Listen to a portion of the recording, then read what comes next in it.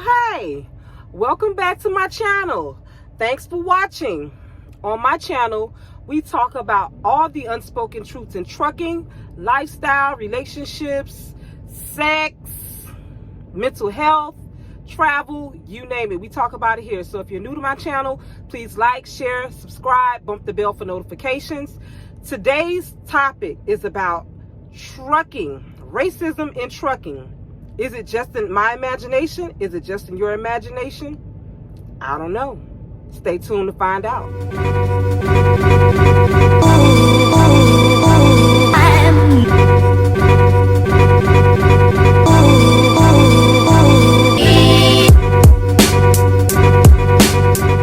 So this is a serious topic that I want to discuss. I'm seeing it a lot on Facebook. And thankfully, Facebook is a place for Black truck drivers to share their experiences and get support when it comes to racism in trucking. Because yes, it does exist, and no, it's not in our imaginations. I was born in 1976. No, I was not a slave. I was not a part of the civil rights movement. I've never walked out of my house to a burning cross. I've never had a brick thrown through my window. But with today, I am still seeing images of us being killed, slaughtered in the streets, the videos on social media, the editing and the wordplay on the news. It's traumatizing for a Black person, let alone being in the trucking industry, which is predominantly white. And it takes you away from your home. You find yourself on lonely back roads in Mississippi, Alabama, North Carolina, South Carolina, Virginia, Tennessee, Kentucky, and it's not a good feeling. You have to be prayed up that your truck gives you some act right, because it's nothing worse than being broken down on one of those back roads and the state trooper comes and tells you, you are in the wrong part of town, we don't like your kind, and I'm not helping you. That tidbit came from one of my coworkers at FFE, because he had experienced that in Mississippi. And he's only been driving for 6 years. When I worked at FFE, I've walked into the terminal and in the driver's lounge at the back, you know, there's a table full of white drivers, and when I walk in, the needle on the record scratch. Like, what are you doing here? It's crazy. Bro, we work together. I'm not a threat to you. What's the problem? Of course, they would never say that to me, because it's all about my energy. It's all about your energy. You know, I have a funny feeling that, you know, white drivers know who to mess with and who not to mess with. And I'm sure that a lot of you have stories that you would like to share, and I would love to hear them down in the comments. Let's talk about it. Post-traumatic stress disorder, PTSD. A lot of us suffer from that, and we don't even know that we suffer from that. And it's all because of what's going on today. You know, the Dante Wright in the midst of the George Floyd trial. That happened a few days ago. You know, who's to say, you know, that DOT, and I'm just going to throw something out there, won't start killing us drivers. I have never read it in the news, but it could happen. We're not exempt from that. I've seen and read articles of black drivers being killed in truck stops. So who's to say that, an officer won't pull a truck driver over and decides to open fire for no reason? I'm very leery about DOT when they pull me over. It's in the back of my mind. If I get pulled over by a DOT officer, I'm looking in both mirrors to make sure that there's no funny business going on. Something that's going and that they're not doing anything that's going to cause my license to be in jeopardy. These are the fears that my trauma brings up. The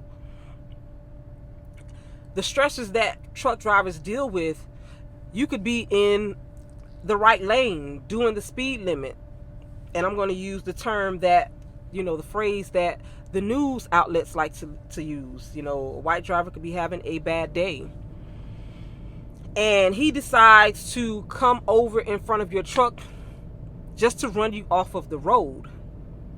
You know what I'm saying? That is stressful, because it could happen, and I'm sure it has happened. Because we can't produce physical receipts, it's only through word of mouth of our experiences. We're being told that it does not exist when it does. You can't tell me that when you go into a truck stop that you're hesitant to speak to a white driver. I know I am, out of fear that if I say hello or good morning, he or she won't respond because I'm black. So to avoid all of that, I don't speak. I just don't. It's easy to hide racism behind a smile, behind the CB, behind the Qualcomm. You can't tell me that a dispatcher can't be racist. He or she doesn't have to tell you that they're a bigot or a racist. They can show you by giving you less miles, not getting you home on time, asking you to do things that they would never ask a white driver to do. Again, this is something that we can't prove, but it's a feeling. It's called, your gut. Folks are always telling you to use your gut, but when you use your gut, it's not enough. That's mind blowing to me. Mind blowing. When I first got out here 2.5 years ago, because Trump was still in office, I think that was his mid-year or whatever, right? Things had his midterm. Things had kind of catapulted to some other shit. I guess the feeling of, he may not get back in, so let's go ahead and do what we have to do now while we have a free pass to do so. I've seen a plethora of Confederate flags being tied to the side of a truck. And it has been exchanged for a American flag. Now, I'm not against anybody flying or tying a Confederate flag to the side of their truck. Why? Because that lets me know who you are. And I'm not saying everyone that flies or has a Confederate flag on the side of their truck is racist. I've spoken to white drivers who have the flag on their truck, and it's just a cultural thing. And it's nothing wrong with that. If a Jamaican can fly their flag on their truck, a Cuban can do that, Cuban flag, then everyone has the same right, should have the same right, because I'm not going to say we all have the same right, because that ain't true. Right? But 9 times out of 10, I have to watch you and you watching me, and we see each other. Like, I've even seen on Facebook where a black driver went out and purchased a red Make America Great Again Trump hat just so he can go into a truck stop and taunt white folks. And they were all coming up to him. Yeah, buddy, good job. So he got to see who was who. I thought it was funny and genius. I would prefer it that way. So if I got any white folks watching my channel and you are a racist and you want to fly your Confederate flag, big ups to you, and I appreciate that, bruh. I appreciate that, sis. Because the ones that you can't see is the problem for me.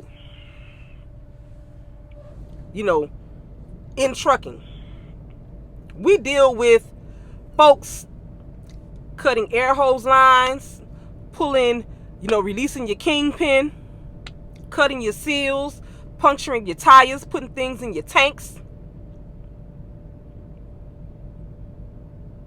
And it might have been just because of the color of your skin. Again, I don't have any receipts of that. But nobody can tell me that that has never happened. You just can't. I have tried to do the history on Black American trucking. And I could only find 2 articles and 2 pictures of 2 black people doing something in trucking. One is Priscilla Taylor, who's a black woman who drove trucks in the Army Corps in the 1940s, and the inventor of the reefer for Warner. And I can't, his name slips my mind right now. So it's almost as if we never existed and we don't exist in the history of trucking. Maybe I need to crack open the book. Maybe I need to speak to an old head to get some more history. But that leads me to believe that trucking was not made for us. And maybe that is where the hostility is coming from. And contrary to what folks like to believe, white folks may believe, not everybody who goes out and not every black person that goes out and buys a truck is successful in this. The same as not every white person that goes out and buy a truck is successful in this. So why is it so much hate? When in fact there is enough money out here for everybody. The same way you want to feed your family, we want to feed our families too. When financing a truck, you don't think that color is a play or could become a play in that? Don't be a fool. Don't be a fool. When I walked into the Peterbilt dealership in Jeffersonville, Indiana, the feeling that I got immediately was that I didn't belong there. That salesperson ran my credit to one creditor for a $43,700 truck. When he came back with the offer, and mind you, I got good credit. When he came back with the offer, by the time I would have finished paying for that truck, I would have paid almost $80,000 for that truck. I must have had Boo Boo the Fool on my forehead. I got good credit, and my husband has excellent credit.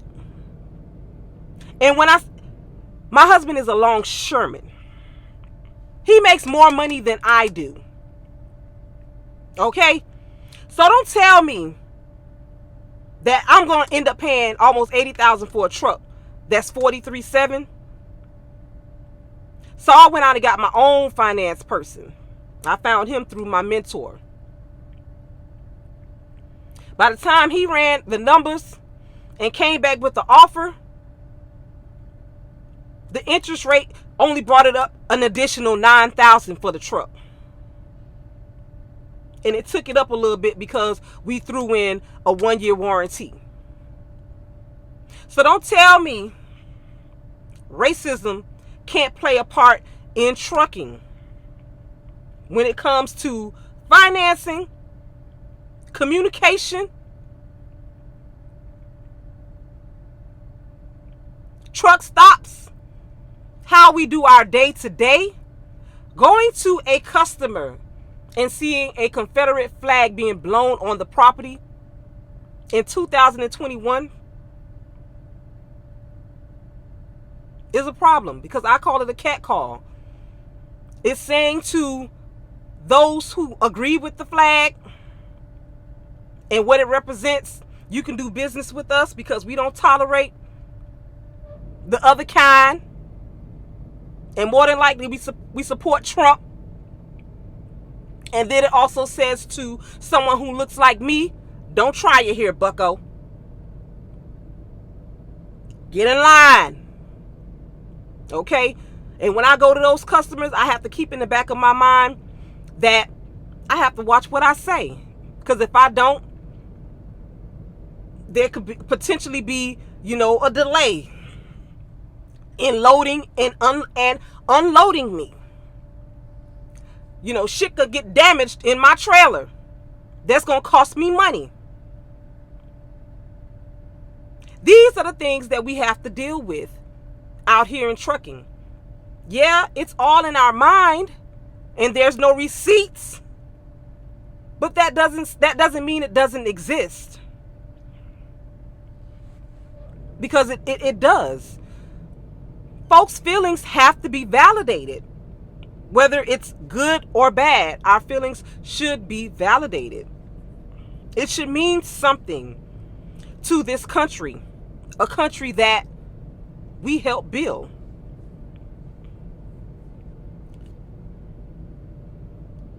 I've experienced PTSD again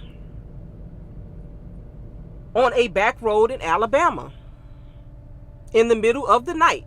I pulled into a diner-like truck stop,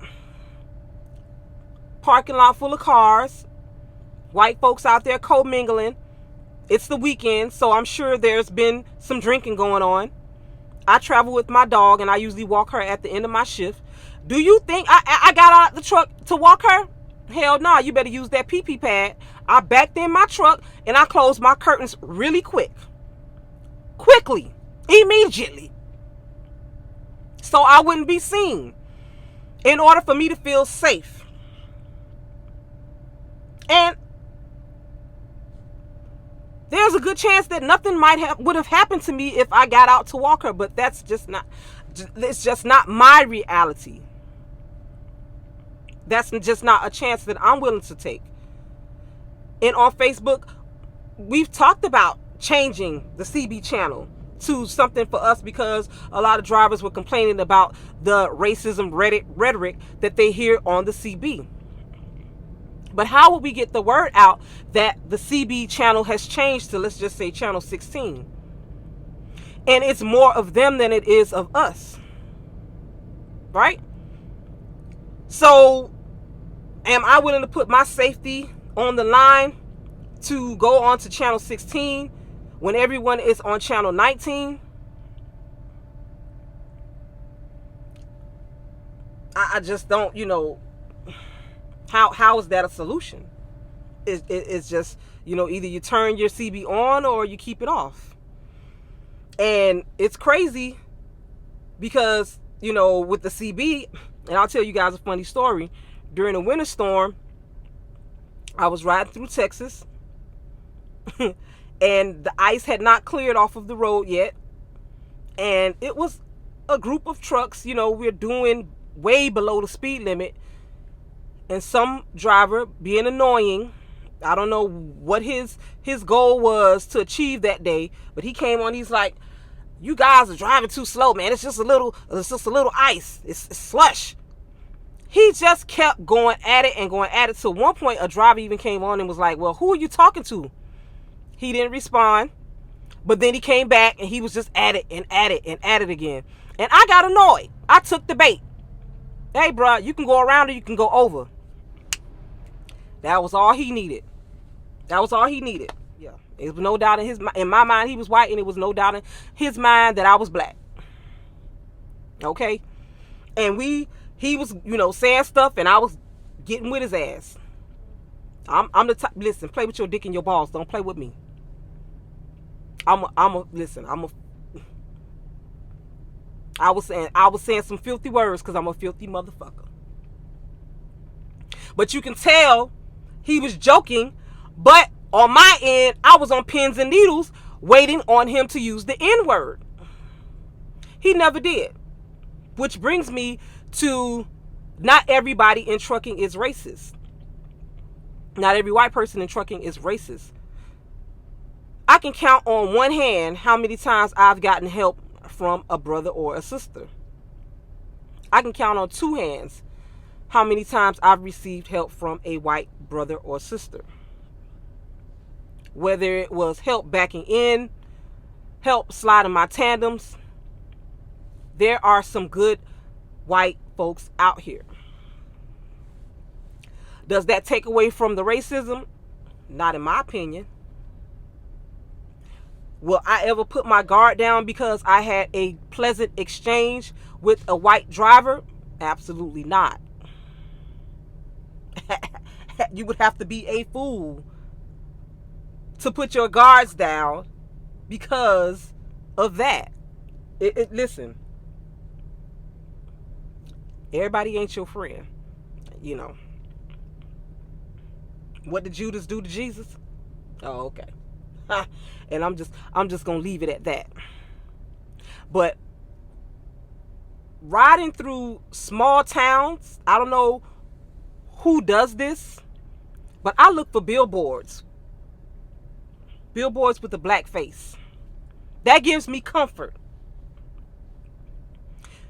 Okay, and it may only be a handful of black folks in that town, but for them to feel comfortable enough to get a billboard and advertise to a predominantly white country or town, it says something to me. Not that I want to break down there, but it gives me comfort as I'm riding through that, 7 times out of 10, nothing will happen to me there. These are the things that we have to think about. And these are the feelings that we feel. A white driver could never understand that. The black male driver, he is a walking threat. Even when he's drinking water and minding his business. And I pray for my brothers every day because of that. Okay? So I ask that we all remain safe. Do what we must do to remain safe. If you liked this video, please give it a thumbs up. If you didn't, give it a thumbs down. Share your experiences in the comments. I would love to hear from you guys again. Follow me on Instagram, Snapchat, Twitter, Facebook, Clubhouse, TikTok, all at PamulahBaby. Moolah Mob, just know that you are always being thought about in this truck. So I'll see you guys next time. And